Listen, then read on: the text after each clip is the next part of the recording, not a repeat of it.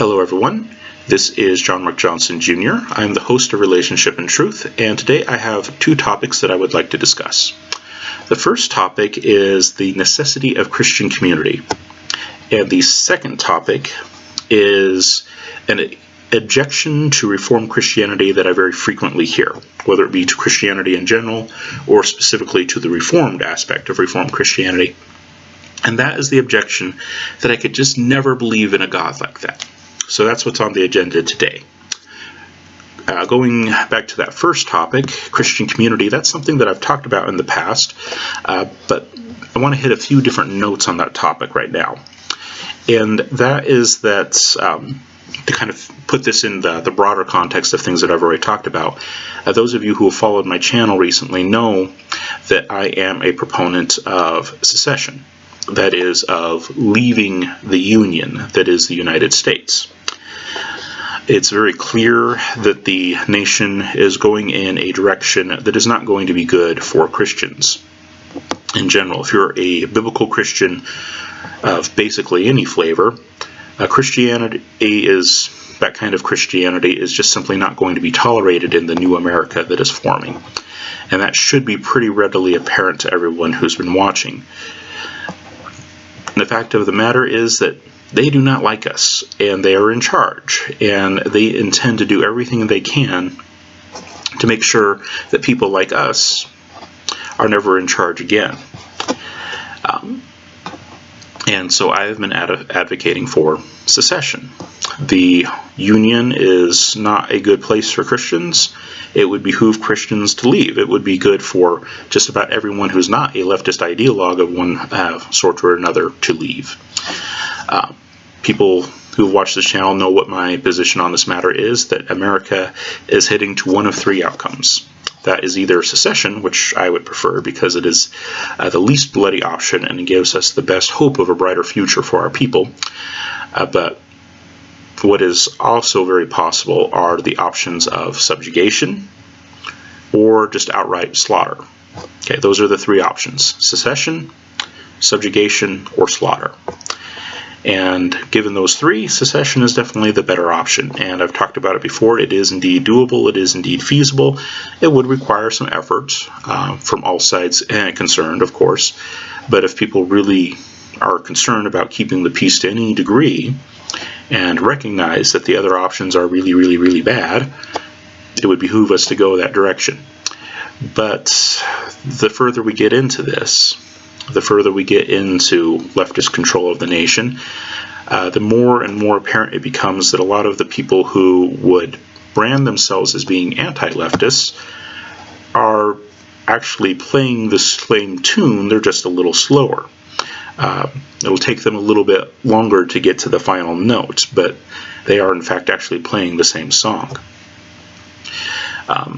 When we look at them from a Christian perspective, a biblical Christian perspective, we find out very quickly that a lot of these people who we kind of thought are on our side, and that, you know, they're on the conservative side of the political spectrum, turns out that they don't stand up biblically in terms of what we should be striving for, biblically speaking, in a nation. And that would go with any nation. We should have nations that honor God, that honor God's word, that honor God's laws, that honor God's precepts of morality, so on and so forth. And what we find with the so-called conservatives is that they're not particularly interested in honoring God, except maybe in name only to get some votes. But when it comes right down to it, some of the most important issues in which people should be honoring God, our so-called conservative leaders are actually on the opposite side of the spectrum as us. Some of the most notable regards for that would be things like the covenant of marriage. Pretty much everyone who is considered to be on the political right, unless they are truly a devout biblical Christian, and there are very, very few that could be put in that category, pretty much all of them have compromised on that issue. They do not stand for biblical marriage, and they certainly don't believe that biblical marriage should be the law of the land. So they fail in that regard. With regard to the issue of the sanctity of human life, a lot of the so-called conservatives are very much so compromised. A lot of them will say that they are pro-life, but what they really mean is the regulation of murder rather than willy-nilly murder. That is, they put forward things like heartbeat bills and stuff like that that limit when you can perform a murder, how you can perform a murder, under what context, what timeline, those kinds of things, but they don't actually stop the murder.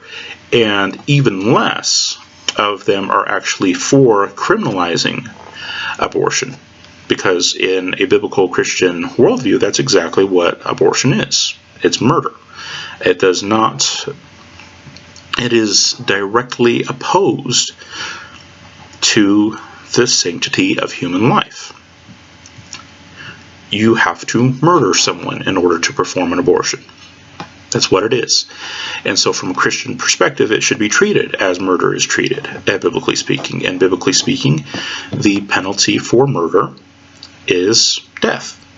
It is a capital punishment, biblically speaking. Now, there are some qualifications within that realm, in that not all forms of wrongful death would be considered necessarily a capital offense biblically. There is room for things like manslaughter and things like that. There are degrees of punishment in the Bible, and a lot of people get that wrong too.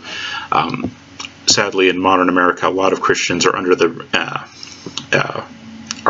the notion that all sins are equally sinful in the sight of God, and they just aren't. If you've read the Bible, you know that God's law, especially as it pertains to how it gets lived out by humankind, is that God's law does actually make distinctions between kinds of crime, and which things like intent and also the effect that it had on the victim are taken into account.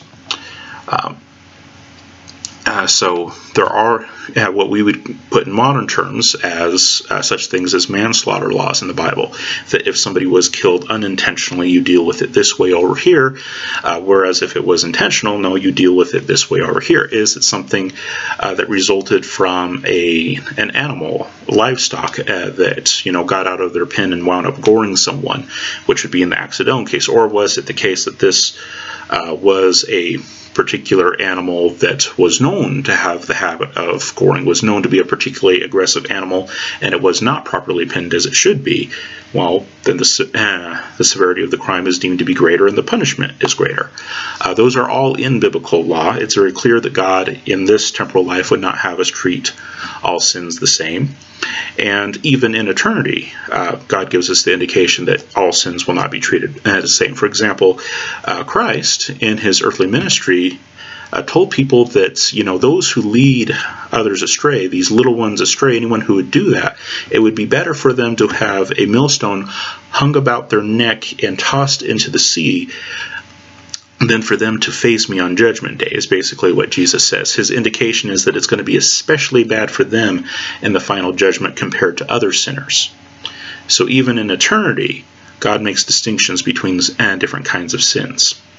But getting back to the topic at hand, the issue that we're dealing with in America is that nobody is really on our side as Christians. Even the people who are quote-unquote conservatives are not really all that conservative.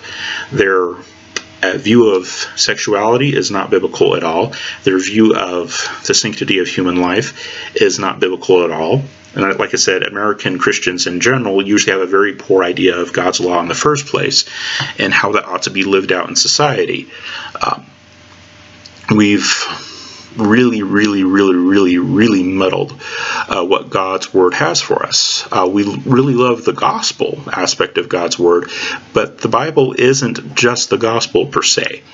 That kind of depends on how you define it to a certain extent. I would argue that the gospel is not just something for the hereafter, but instead it also gives us guidance for us, particularly as Christians, and how we ought to live as Christians, but it also gives general guidance to the world at large, to anyone who would receive what you might call the natural benefits of God's natural blessing, as it were, you would do those things which are in accord with God's law regarding how we should treat each other here, how we are to know which laws are just and unjust, and how things are to be meted out in society.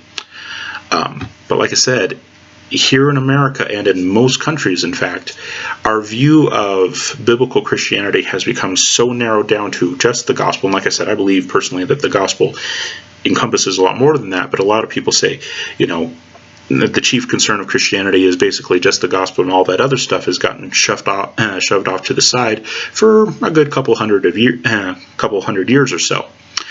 And the result is that the people that we think are on our side really aren't, because they're already compromised with regard to basic things like sexuality and basic issues such as murder, being able to identify that and punish it accordingly and treat it accordingly, they're compromised on. And so, as much as I would hope that secession would happen, and that has always been my hope for what is happening in America, that the conservative groups that actually do want true religious liberty and believe in true conservative biblical values, to one degree or another, would break off and become their own thing. But as time goes on, that's seeming less and less likely, which means we're going to have one of the other two options going on, and that's either going to be subjugation or slaughter. And right now, with the way that things are going and how our nation's leaders are branding people that they consider to be far-right, alt-right, which unfortunately would include biblical Christians, that is, the whole slaughter option is not looking like it's that far out of the picture anymore. There's been some very strong rhetoric about where they stand with regarding the alt-right. And there are certain things that would make Waco and situations like that look pretty moderate by comparison, that is being talked about in certain circles. So that doesn't bode well. And that takes me to the issue of Christian community. Christian community on the list of things that modern Christians, modern Western Christians especially, have failed to value in their Christian life is probably one of the most important. When we look back at church history, what we see that made one of the greatest differences for Christianity was their sense of Christian community. Again, there's a lot of times where it kind of gets romanticized in the modern, where we say, the way that we changed the Roman world into be a Christian Roman world was through the gospel and through the martyrs and stuff like that. And the fact of the matter is that isn't the case. Yes, the martyrs definitely did play a role, and I'm not downplaying the importance of staying true for God, but the real architects of the Christian takeover of the Roman world, as it were the people who understood the value of Christian community and also the infiltration of Christian community into the secular world. That is, Christianity would not have taken over the Roman Empire and have basically predominated Western thought for literally millennia had it not been for people that were intent on infiltrating the secular world and being very Christian in the way that they did everything, and who are very intentional about maintaining especially Christian communities. This is something that in the modern age we just really don't understand. In the modern age, we live where we live because basically that's where the job is, or that's where the family is, that's where the right climate is, etc., etc. The reason why we go where we go and we live where we live in the modern world has largely been, maybe except for the past couple of years, but largely up till now in the Western world has been based on, frankly, very carnal desires. Very worldly desires. Everybody, wants to have support, and, being near your family for support is great. Everybody wants the better job, and so if you get a promise of a better job elsewhere, you go elsewhere. You retire and you realize that you really don't like this winter thing anymore, so you have a winter home down in Arizona and you keep the house up in northern Idaho as your summer home. People do those kinds of things, and like I said, they're very carnally driven, all for our comfort. But biblically and in terms of early church history, the key motivation for where you lived and why you were in the place that you were was because that's where the Christian community was. Christians tended to form their own ghettos, as it were. The same kind of thing that we see, say, in New York with the Orthodox Jews. The same thing that we've seen with actually a multitude of ethnic groups throughout the United States and basically wherever those groups happen to move around the world. We see groups that are like-minded banding together. You have, Little China. You have places with very high concentrations of, say, Koreans, for example, people from Thailand, all going into the same community, all living together. And what they do is and this applies to Christians historically as well, is that they would basically do their best to form a self-sustaining community. And what that did is it gave them the ability to resist tyranny from the outside secular world on a very practical level. That is, if they lived in a community of Christians where, there was a butcher and a baker and a doctor and a lawyer that were all Christians and they all knew each other, they all interacted with each other, and they all served each other regarding these things that they could do for each other. It made it really, really, really difficult for outside groups to control them. And the only way that outside groups could wind up controlling them was through pure brutal force. And this is where the martyrs do come in. The reason why there's so many early Christian martyrs is because Christians were very easy to locate. It wasn't, Ted 3 blocks down, I think he's a Christian, and there's somebody a few blocks up that might be a Christian. No, they were all in one place and relatively easy to find. Yes, there were a few spread out here and there, but generally they all congregated together because they understood that that was a central aspect of who they were. In the Bible, Christ gives the command that we are to love one another. And he says specifically that the outside world is going to know that we are Christians by our love. And that is our love for each other, not for a love in a general sense, but our love for each other. That we are going to like being together so much so that we're actually going to choose to live near each other. We're going to put our house right next to each other. We're going to put our businesses right next to each other. We are actually going to be together, and that's how the early church largely interpreted it. If you became a Christian, it was accepted that you're going to go hang out with the Christians. You're going to go there. You're going to find the church, not necessarily the church building per se, but the church, the community, the assembly of God's people. That's what the church was, and it was understood that it operated in concert. And so Christian communities formed. And this was not the monasticism that would show up in various centuries and kind of rise and fall. It wasn't monasticism. That is, they weren't, trying to go off into the desert and completely separate themselves from outside society completely. But what it is that they were basically carving out a chunk of secular society, an entire chunk of what used to be, kind of a smattering. That chunk was now theirs. You can kind of think of it like a pepperoni pizza, which I wish I could have, but because of my digestive issues I can't, but I'll just dream about it here with you guys. But think about a pepperoni pizza. You have all the pepperoni spread throughout the entire pizza, and then there's a little bit of pepperoni here, a little pepperoni there. Each slice has 3 or 4 pieces of pepperoni on it. That is something that, frankly, the powers that be, and especially the powers that be in Rome, kind of sort of liked, in that it would be something that was somewhat ignorable, something that could be drowned out. But Christians didn't behave that way generally. There were, to a certain extent, that happened, but most often what happened is, like I said, communities of Christians tended to coalesce. So all those pieces of pepperoni that were on each slice, imagine them all converging on just one slice of pizza that would be totally covered in pepperoni, and the rest would just be plain cheese.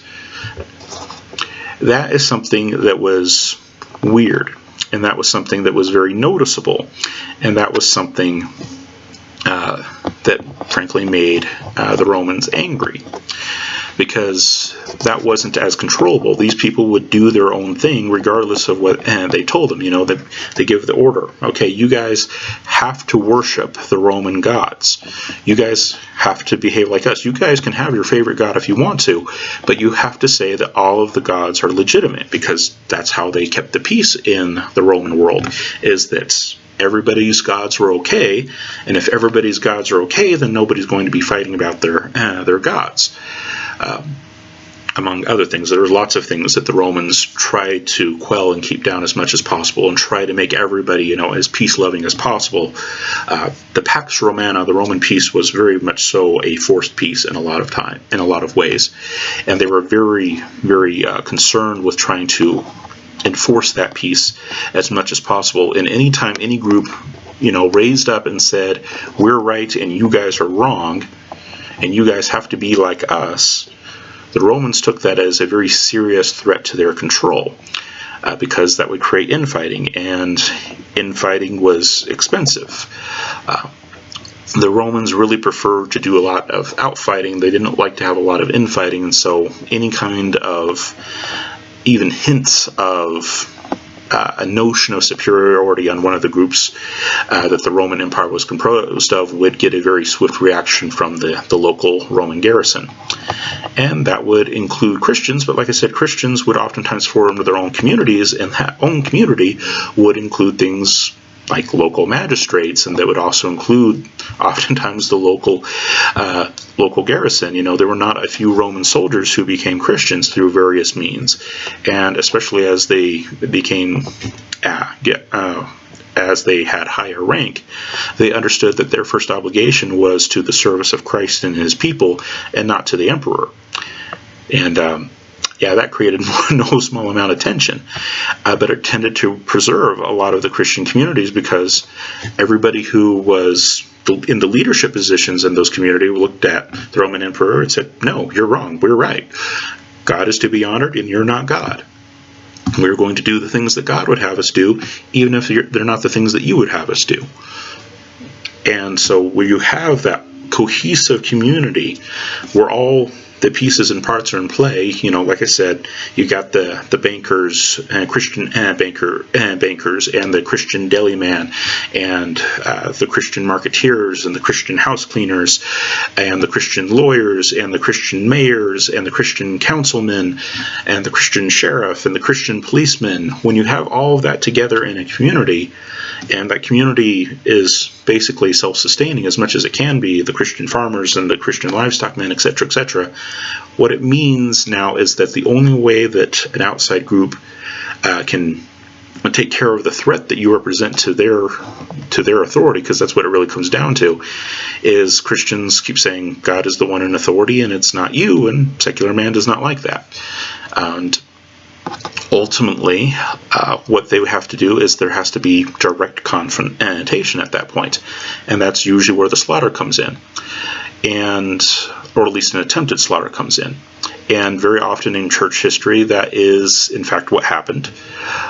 Not necessarily all the time, but a lot of times that is what happened. And the effect of that slaughter, instead of quietly taking away a few random rabble-rousers, taking a few pieces of pepperoni off of this slice, and a few over here and a few over there, and slowly whittling it away until it's a plain cheese pizza. Instead, it was very obvious where all the pepperoni used to be, and when a massive amount of them is killed off in a night, it becomes really clear that the pizza was changed, and changed very quickly, and that gets people's attention. And what happened is that the Roman world eventually got sick and tired of persecuting the Christians. It was very obvious that it was happening. It was very noticeable that it happened, because entire communities would get wiped out. And you tend to notice things like that. The powers that be would like people to be separated as much as possible, and to slowly take, a single piece of pepperoni from each slice one year. And then the next year, take another slice of pepperoni from all the slices the next year. And eventually you wind up with an all-cheese pizza, which is what they want. They don't want to have rabble-rousers. They don't want to have people who question their authority, who question their way of living, who question the order that they would impose. But they know, most of them throughout history have known, that the best way to do that without arousing too much suspicion or causing too much problem in the home base is to do it slowly and methodically and basically as externally nicely as you can. And that's why China has re-education camps instead of calling them internment camps or slaughterhouses, which they can be as well. But no, we're going to call them re-education camps just because there's some poor, misinformed people who just really don't understand how important progressive ideals are. That's why in some places in Africa, in the past couple of years, they've had training camps for people who didn't follow COVID protocols properly. We're just helping these poor country bumpkins, get with the times, those poor folks out in the sticks who just don't understand proper hygiene like the rest of us do. That's the way that these people who are smart about things prefer to go. People like Stalin and Hitler were exceptions, especially Hitler. Hitler was not a very wise tyrant, and he wound up making a lot of waves too quickly, especially when it pertained to outside people. His own people he worked on somewhat slowly. It wasn't an immediate build-up to the Nazi regime as we think of it today. Instead, it was a slow build-up from within. But when he started acting outside, he tended to act very quickly, and that caused problems for him. Like I said, he was not a particularly wise tyrant. The wiser tyrants, though, are in it for the long haul. They're playing the long game. And the long game works best when the pepperoni is spread throughout the pizza so that you can take a slice here and you can take a slice here and you can take a little bit, those little slices of pepperoni off one by one without it seeming to be a very big deal to the whole pie. And like I said, this is where that early Christian philosophy of applying Christ's words in a very immediate and real context came into play. They said, "You will know you are Christians by your love for one another." And so that's exactly what they did. Early Christians understood that they needed to be together, and not just, a little church here that we could go to, or a little church here that we could go to. They understood that the idea of Christian community was not a Sunday-only concept. Christian community was a mandate for every day of life, for every walk of life, for every aspect of life. And like I said, that put a giant target on their backs because everybody knew where to find them. They knew that that section of town was where all the Christians hung out. They knew that all these people here that did business with each other because they were all Christians, and they were trying to create a self-sustaining community as much as possible. They knew where the threat was. But like I said, also because that was concentrated, when something happened there, when the state finally decided to act against them, it was really super noticeable. When the local Roman garrison moves into that area and leaves a blood trail behind, it became pretty obvious that something was going on here, and the natural grace given to men looks at that situation, looks at that blood trail, and says, something ain't right here. And eventually, in the early 300s AD, you get the Edict of Toleration. You get the Roman leaders saying, okay, we're going to tolerate Christianity now. It's no longer going to be a religio illicita, it's going to be a religio licita. It's going to be legal now.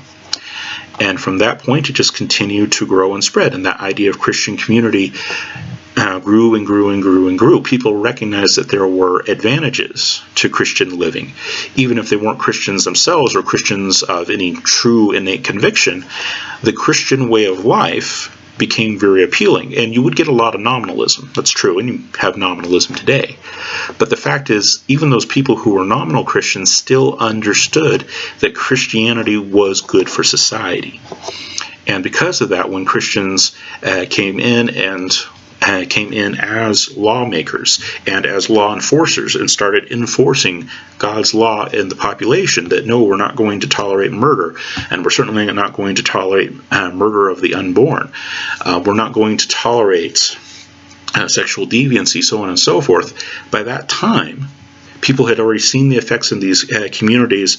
They had already recognized that the things that their community had been doing to the Christians were wrong, because there was this blood trail that made them all sick to their stomachs by the common grace of God. And by the time that all began to switch over, they were willing to accept a Christian culture.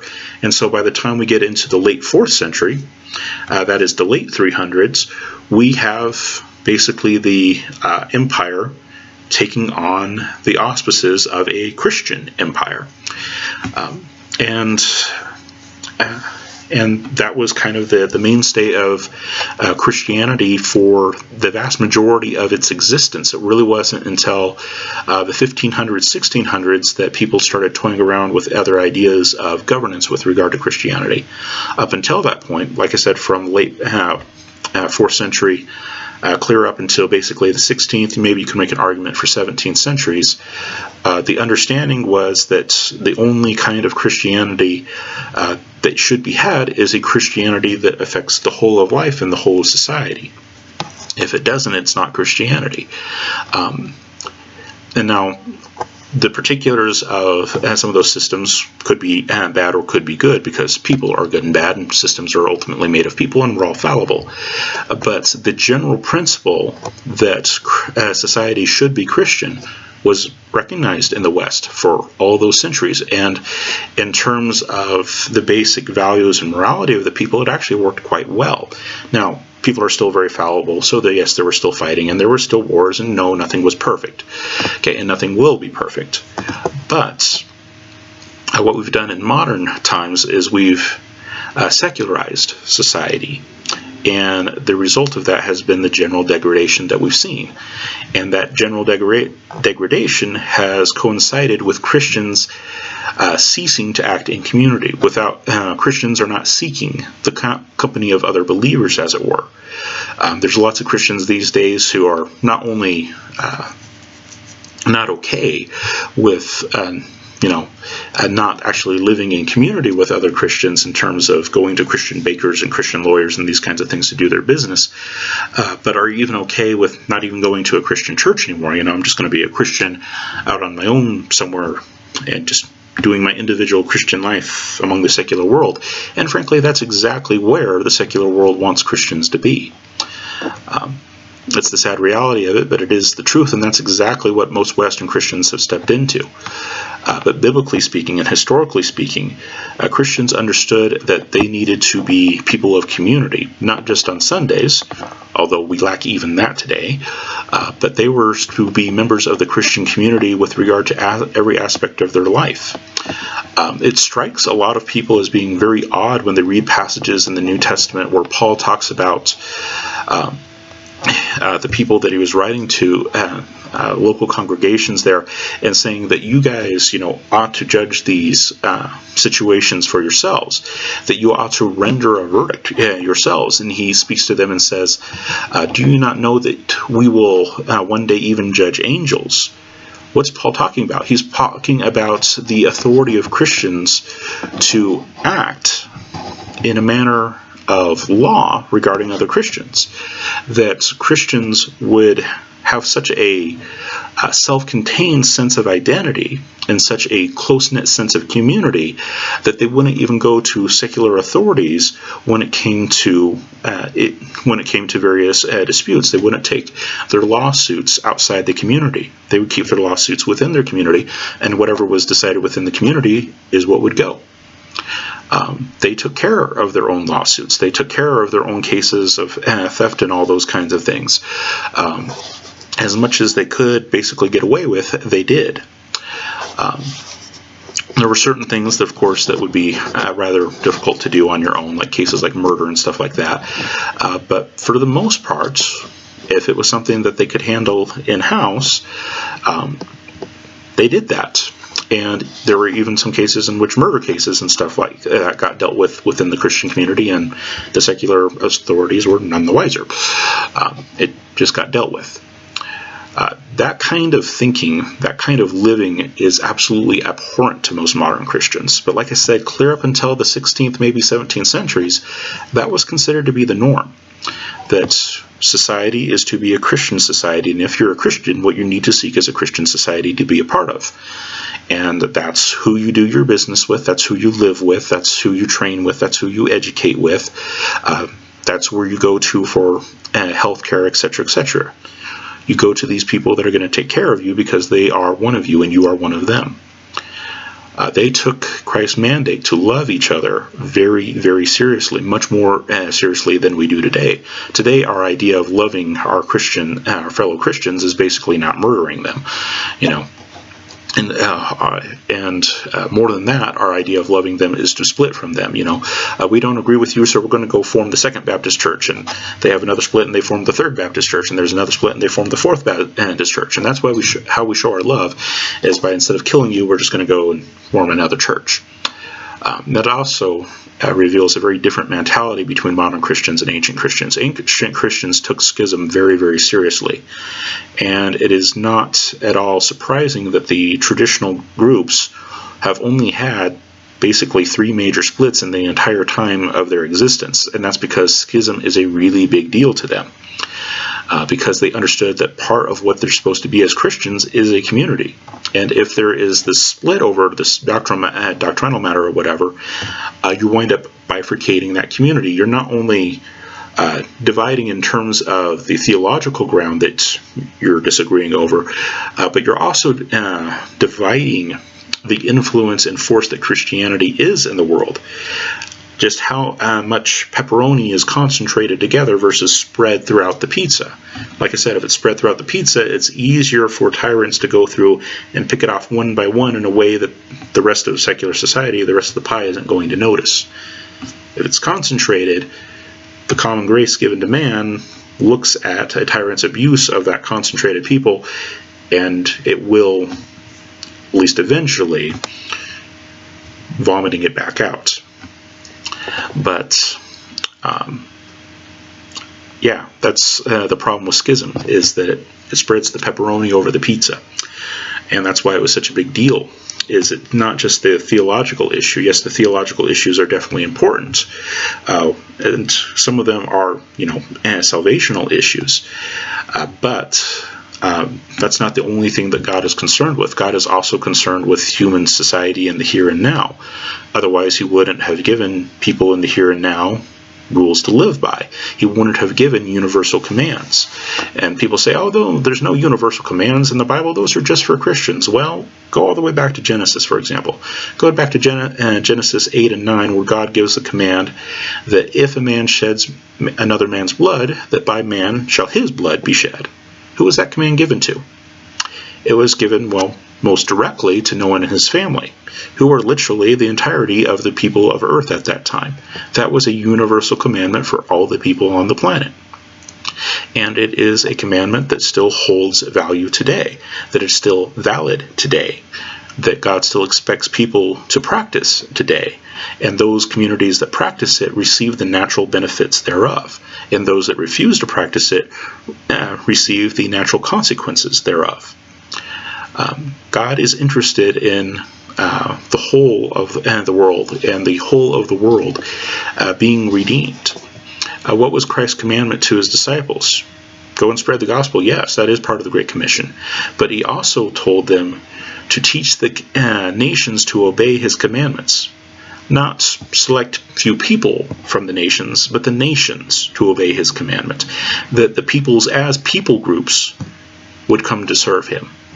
That is what he actually said. We always try to reorganize it in our modern Western minds, but throughout the history of the Christian church, like I said, basically until the last few hundred years, up until 16th, 17th centuries, the understanding was that no, we need to be living the totality of our lives in the way that God would command us to, and we need to be influencing the totality of society towards more and more godly ways of living. And like I said, it always hasn't been perfect. In fact, there's been a lot that hasn't been perfect, because man isn't perfect, and as long as man is what he is in his fallen state, that's always going to happen. But that is not an excuse for not trying. Okay. We don't stop prosecuting murderers because, hey, we've all done bad stuff, so just let them do whatever. We don't stop trying to solve crimes because, hey, we've all done bad stuff and we don't want people looking into the skeletons in our closet, so hey. No. And it's not the case of, well, I've been forgiven, so I'm going to forgive everybody else. And society isn't going to have a sense of justice because, yeah, it doesn't work. The way that a lot of Western Christians have been thinking doesn't work, and we've been seeing it in the decay of societies all around us. We need to get back to a sense of Christian community. We need to get back to an understanding that we're stronger together.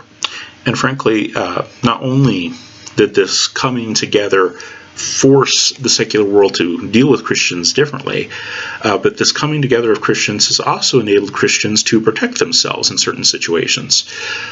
Whether you like it or not, the reality is that the Christian founding of America, and that's what it is, the nation as we know it now, was founded on Christian principles with an incredibly strong Christian influence. And that happened because of the sense of Christian community that a lot of the immigrants had. A lot of the people who came to America and the Americas from Europe in those more recent stages of development, as it were, those people were coming over for primarily religious reasons. Now, those were often intertwined with politics, as it had been throughout most of Christian history, but they were primarily trying to escape religious persecution, and they did it as communities.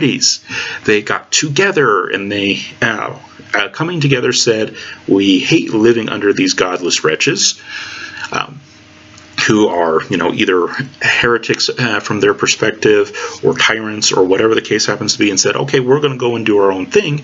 We're going to go to America.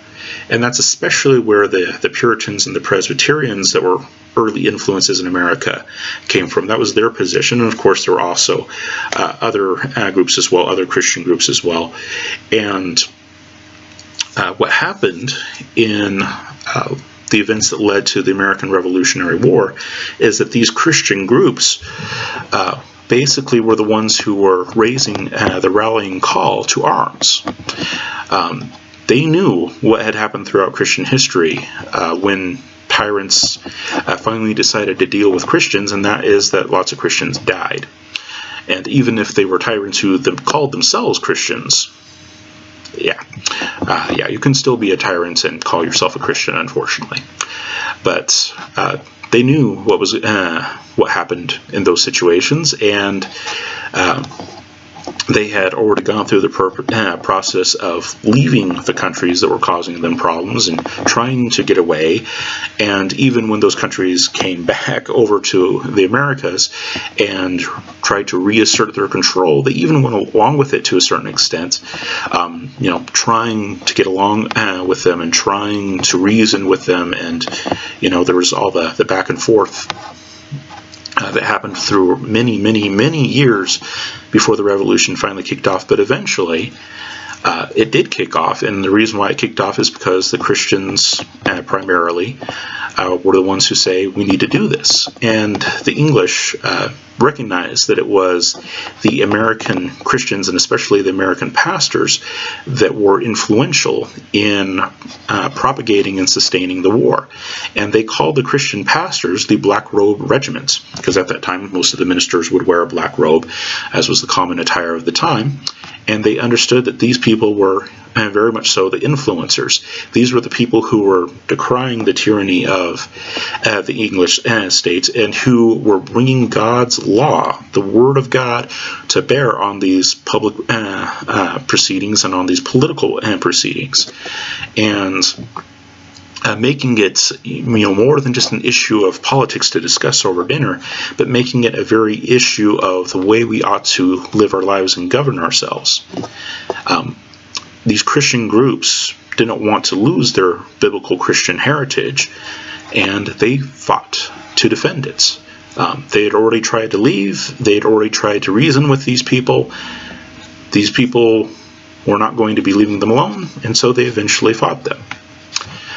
Christian community has its advantages, both in drawing attention to ourselves so that the natural grace given to men might be accosted when we are persecuted, but it also has the advantage of providing us with some very practical security if we need be. Yes, we look at Christ, who didn't raise any forces against those who decided to kill him, but this is also the same Christ who on that very night advised his followers, if you do not have a sword, go and buy one. And he said that in the midst of a lot of other very practical advice. This was actually taking a little bit before that, but he did say something about the swords that night as well. Before all of that, he had said, if you I had sent you out before without any provisions, and I took care of you then, but now I'm going to send you out as sheep among wolves. Now you need to take a knapsack with you. Now you need to take a sword with you, etc., etc. Basically saying you need to take sensible precautions for yourself. You need to take food. You need to take money.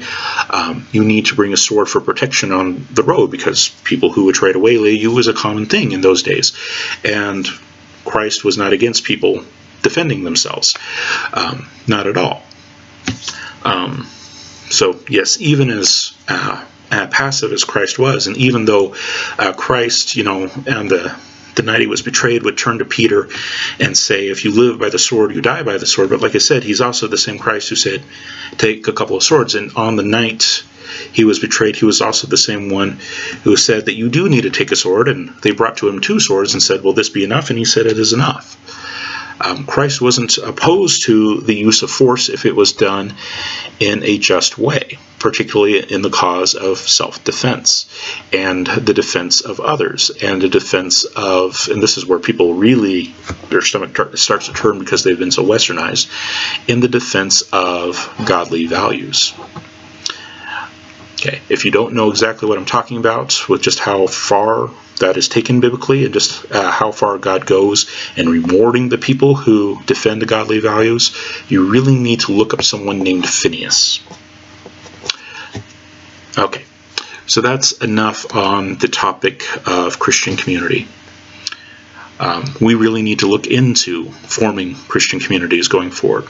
Like I said, I was hoping for secession, that the conservatives would break off from the others, and Christians could migrate to the conservative side, and we would avoid the slaughter and subjugation options, but that's not looking like that's happening. So we need to look at other options, and our best bet at this point is to do what we did from the beginning, and that is to form Christian communities where you seek out the company of other Christians to live alongside and to do business with, to receive your health care, to go to regarding the legal matters that you have in your life. All of them that you can bring to them, you bring to them and not to others, because you are qualified to judge such things because you're Christians. You're the ones who know what the true law ought to be. And you will even, as Paul says, one day judge angels. If you're not qualified to deal with relatively trivial matters, how on earth would you be qualified to do that? We are to be members of the Christian community, and we cannot do this on our own. We need to look into living alongside each other and do business with each other. We need to be as self-sustaining and as independent as possible, so as to make sure that if something happens, it gets noticed. That's one practical benefit of Christian community, is that oftentimes Christian communities do produce martyrs, and the martyrs wind up being the seeds of the church. But that only happens in a particular context, and that's the context of a Christian community. People who suddenly disappear, individuals who suddenly disappear, don't tend to get much notice. But when an entire community is persecuted that everybody sees, like I said, that is that which appeals to the common grace that God has given to mankind. It turns their stomachs and causes them to change their ways. It usually will take a while, and Christian persecution early on took a very long while. And like I said, it wasn't until the early 300s until Rome finally ended their official persecution of Christianity. And it wasn't until almost a century later that a good 3/4 of a century later, we'll say, that the empire finally turned.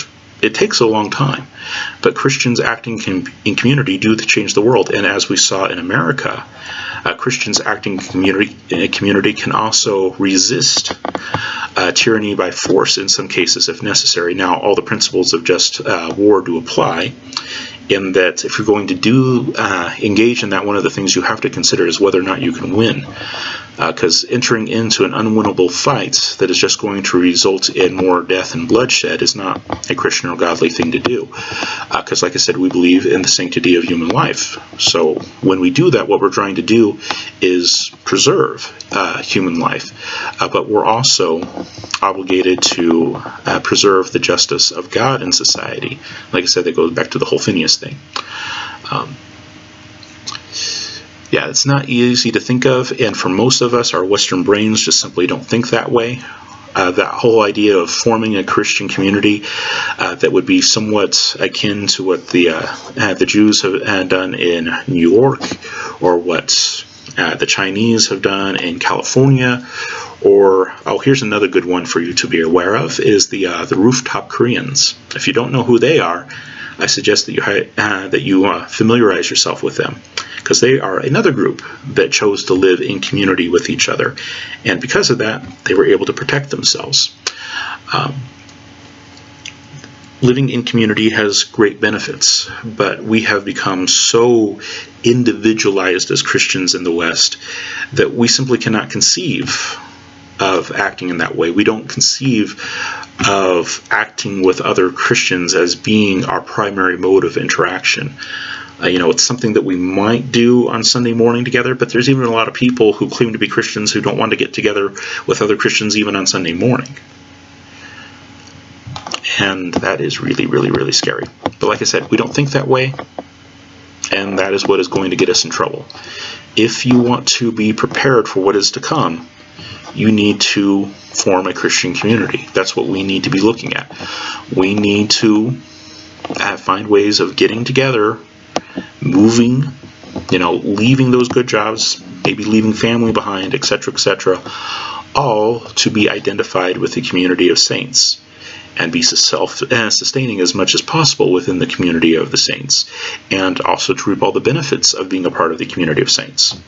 Christians did it for literally millennia before now, and it is what led to the success of the Christianization of the Western nations for such a long period.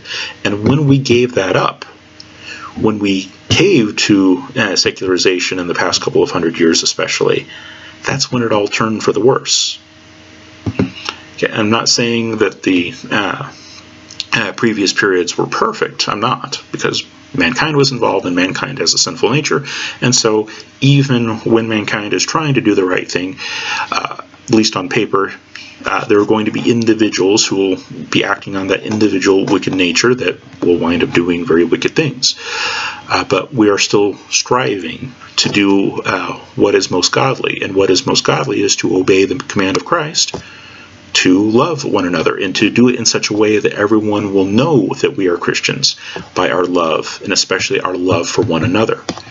That not only do we seek out our company on Sunday mornings, which is really hard to ask of some Christians these days, but we seek our company throughout the day. We seek out the company of other Christians with regard to who we go for employment, with regard to who do we go to for medical care, etc., etc.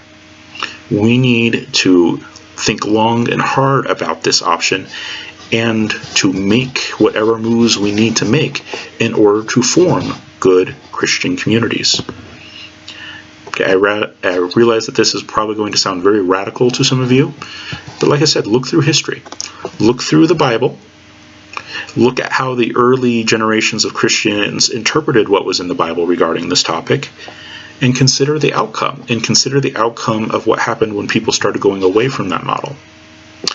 Like I said, I did want to talk about that objection of, I can't believe in a God like that, but this has already taken about an hour, so we'll leave that for a future discussion. But for right now, we'll just leave you with this first topic. Christian community is basically the only option that we're going to have left to us throughout the world. And some other places, Christians have already gotten that. They already understand that that's the case. We here in America, we're a little slow. And we need to change that. And we need to put it forward as a model for all the world. America has had the privilege of being one of the strongest Christian influences in the world in the past, and that has greatly diminished in recent years. We need to change that, and we need to change that by embracing our heritage as Christians and embracing the biblical mandate to love each other in a real, practical, meaningful way. All right. Enough on that. Thank you very much for your time and attention. I really do appreciate it, especially given that I tend to ramble and things get long, and I'm very, very thankful for anyone who is willing to hear me out. Glory be to God on that one, and all of them. For those of you who are in Christ, go with God and be blessed. For those of you who are not, I pray that you would come to know Him, the true Christ of history, the only genuine Savior of mankind. Amen.